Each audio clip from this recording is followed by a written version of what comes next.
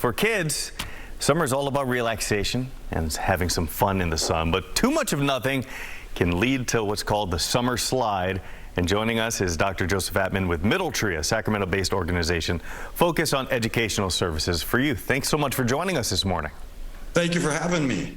All right, Dr. Attman, let's get into this. How much of nothing is too much, and what is the summer slide? Yeah, summer slide is really simply that, we lose our ability to learn the things that we don't touch, with frequency. Our minds are just like our bodies, and they can atrophy if we don't use them with regularity. We're good at things we do regularly, right? So time away from school can kind of have a detrimental effect on students' progress. So getting students to do something academically, even if it's just something easy, like reading or writing just once or twice a week, it can really help keep people fresh over the summer. I feel like this could apply to adults as well, your advice. Absolutely. Yep. But let me ask you this. In relation to children, can summer slide really lead to poor performance in the following school year?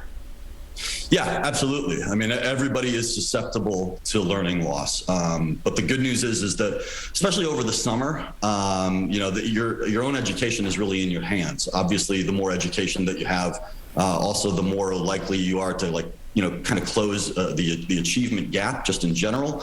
And the way that we educate our students, it's really up to us. We don't have to wait around for school to download information onto your student. You can go and do something that your student is really interested in and encourage them to explore it over the summer. And so that power is really kind of in your hands.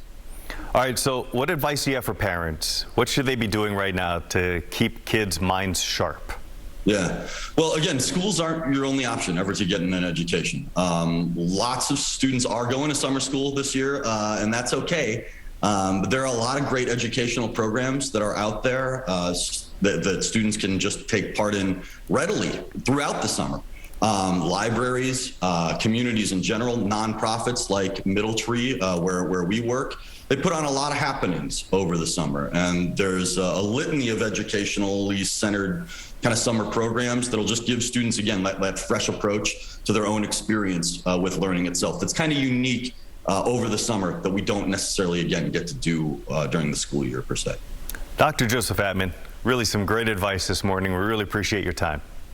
Thank you for having me.